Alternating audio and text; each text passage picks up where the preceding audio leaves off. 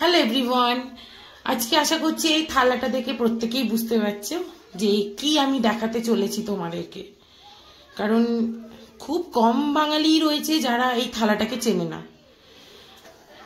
আজকে আমি তোমাদেরকে শুক্তো রান্না করে দেখাবো। শুক্তো তো প্রত্যেকেই আমরা ভালোবাসি, তার মধ্যেও কিছু কিছু লোক আছে যারা শুক্তো খেতে ভালোবাসে না।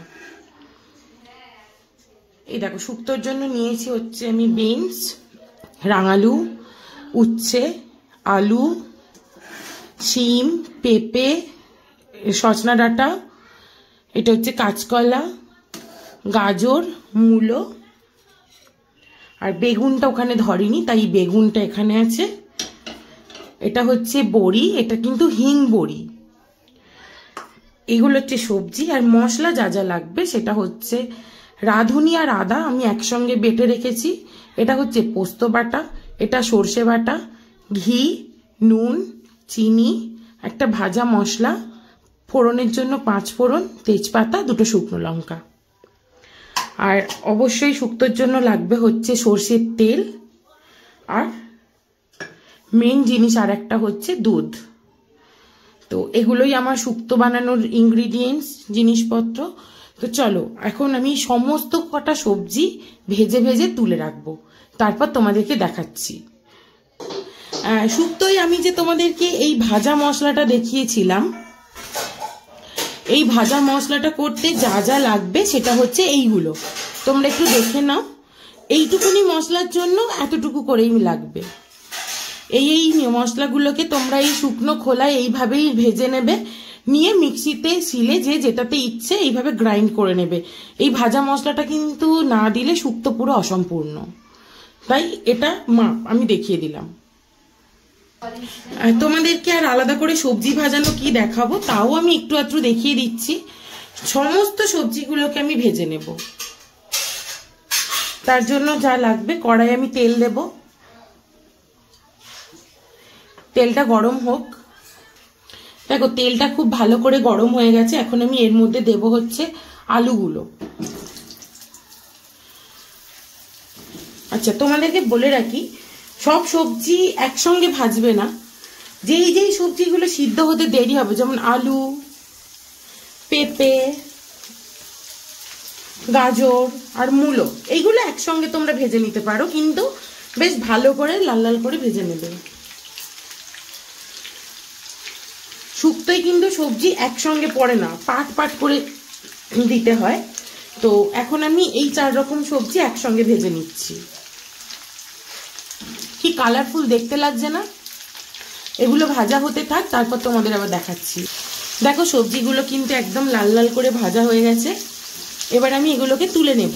আমি কিন্তু গ্যাসের অন্যদিকে আরও একটা ছোট্ট কড়া বসিয়ে দিয়েছি, তাতেও আমি কিছু কিছু সবজি ভাজছিলাম, কারণ না হলে অনেকটা দেরি হয়ে যাবে। অনেকগুলো সবজি ভাজার তো, ওইদিকেও আমার কিছু কিছু সবজি ভাজা হচ্ছে, সেগুলো আমি তোমাদেরকে পরে দেখিয়ে দিচ্ছি কি কি ভেজেছি। এখন আমি এগুলো তুলে নেব। এখন লাল আলুগুলো আমি ভেজে নিচ্ছি,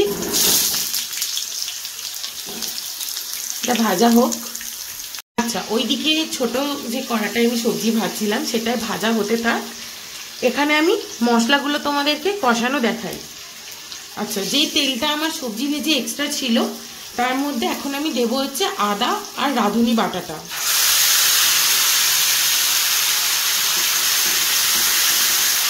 এটা একটুখানি ভাজা ভাজা হয়ে যায়, তারপরে এর মধ্যে আমি দেবো হচ্ছে পোস্ত বাটাটা আর তোমার সর্ষে বাটাটা। সর্ষে বাটাটা লাস্টের দিকে দেবো, কারণ ওটা তেতো হয়ে যাবে, তাই আগে এই মশলাটা একটুখানি ভাজা ভাজা করে নিই।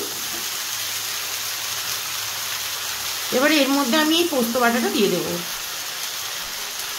পরে এই বাটিগুলো কিন্তু আমি ধুয়ে ধুয়ে জলটা আবার দেবো।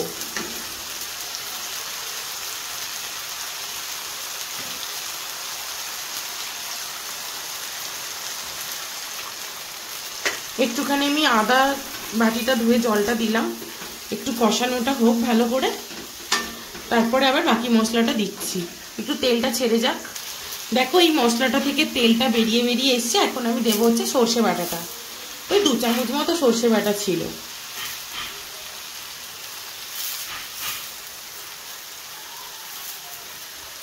একটুখানি আমি বাটিটা ধুয়ে জলটাও দিলাম। এবার এটাকে হালকা একটুখানি নেড়ে নেব, খুব বেশি কষানোর দরকার নেই, একটু নেড়ে নেব।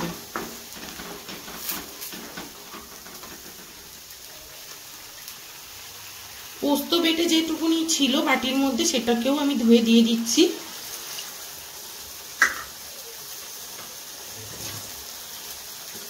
এবার আরেকটুখানি মশলাটা আমি ভেজে নিই হালকা করে, তারপর আমি এর মধ্যে বাকি সবজি দেব। দেখো মশলাটা আর কষানোর দরকার নেই, এবারে আমি এর মধ্যে সবজি দেব। প্রথমে যে সবকটা সবজি একসাথে ভেজে রেখেছিলাম সেইটা, যেগুলো দেরি হবে সিদ্ধ হতে সেই সবজিগুলো আমি আগে দেব। আমি ডিম কড়াইটাও এক জায়গায় ভেজে নিয়ে অন্য কড়াইতে দিয়ে দিয়েছিলাম।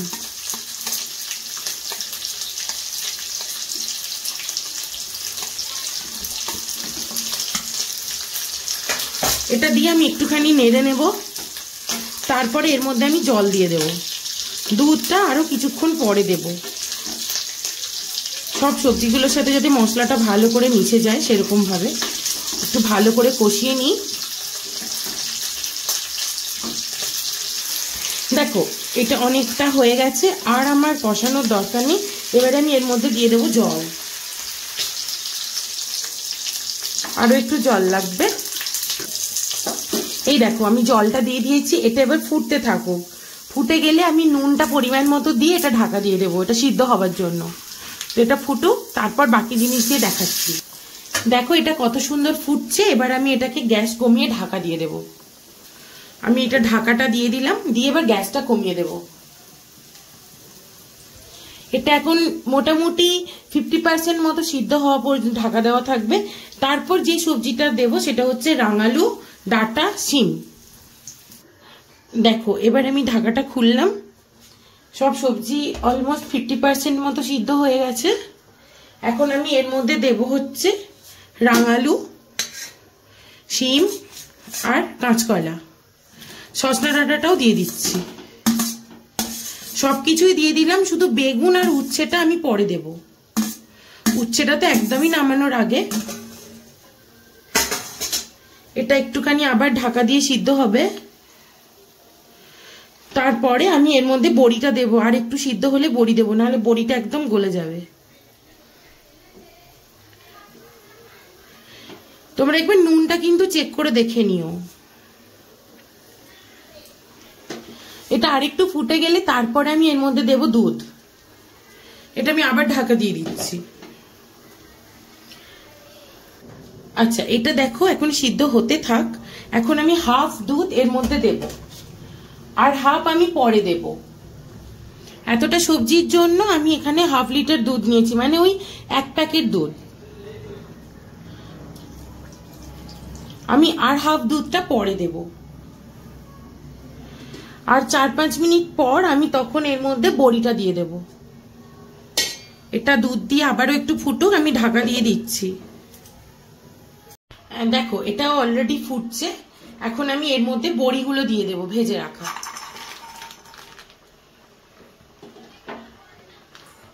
বড়িটা দেওয়া হয়ে গেছে, আর আমি বেগুনটাও এখনই দিয়ে দেব। সব কিন্তু পর পর দিতে থাকবে, তাহলে দেখবে একটা সবজিও গলে যাচ্ছে না, চটকে যাচ্ছে না, সব একদম সুন্দর থাকবে। বাকি দুধটা শুধু আমি একটু পরে দিচ্ছি, এটা আর একটু হতে থাক। এবার আমি আবার ঢাকা দিয়ে দেব, এটা একটু সিদ্ধ হোক। এবার দেখো কতখানি ফুটে গেছে, একদম সবকিছু মশলা ওপরে চলে এসছে। এটা কিন্তু প্রায় সিদ্ধ হয়ে গেছে, সবকিছুই প্রায়, কেন সব সিদ্ধ হয়ে গেছে। এবারে আমি বাকি দুধটা এর মধ্যে দিয়ে দেব।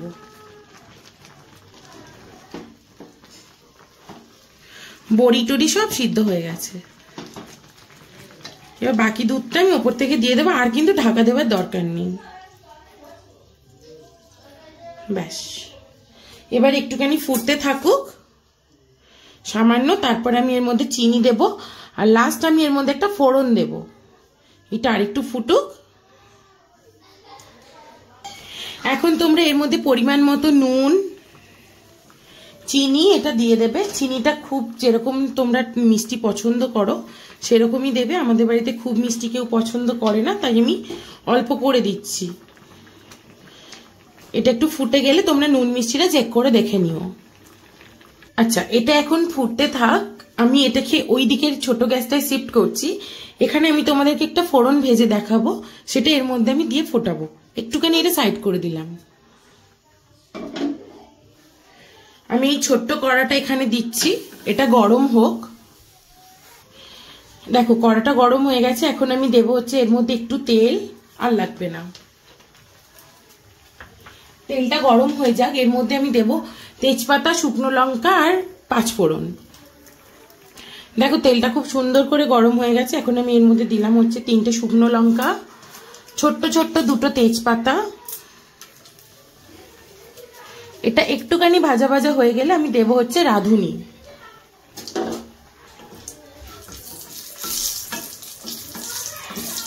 এবার আমি রাঁধুনিটা দিয়ে, রাঁধুনি না, 5 ফোড়ন। আমি 5 ফোড়নটা এখন এর মধ্যে দিয়ে দিচ্ছি।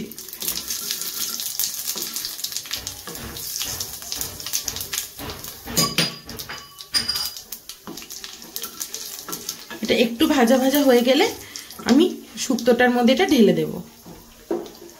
এটা আমার হয়ে গেছে, দেখো।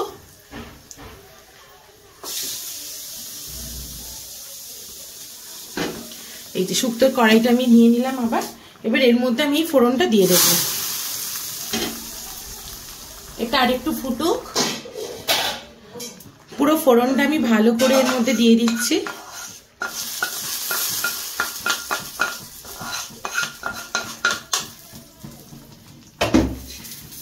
এবার এর মধ্যে আমি ভাজা মশলাটা দেব কিছুটা, আর কিছুটা পরে দেব। আর দেব হচ্ছে ঘি। সবকিছু মশলা দেওয়া আমার অলমোস্ট কমপ্লিট, শুধু লাস্টে আমি একটুখানি ভাজা মশলাটা দেব, দিয়ে নামিয়ে নেব। এটা একটু ভালো করে ফুটে যাক, ব্যাস। এবারে এর মধ্যে দেব হচ্ছে আমি ভাজা উচ্ছেটা। জাস্ট 3-4 মিনিটের জন্য এবার আমি এটা একটু ঢাকা দিয়ে দেব, দিলেই হয়ে যাবে। দেখো এখন সবকিছু একসঙ্গে মিশে গেছে, এটা কিন্তু একদম কমপ্লিট। এবারে আমি এটা ঢেলে দেব।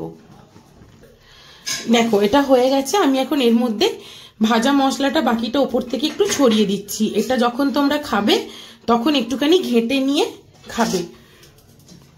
দেখো তো কেমন দেখতে হয়েছে। অনুষ্ঠান বাড়ির থেকেও বেশি ভালো খেতে হবে, এটুকু আমি একদম গ্যারেন্টি দিয়ে বলতে পারি। শুক্তোটা আমি খুব ভালো বানাই, আমি মানে খুব বিশ্বাসের সঙ্গে এটা বলতে পারি।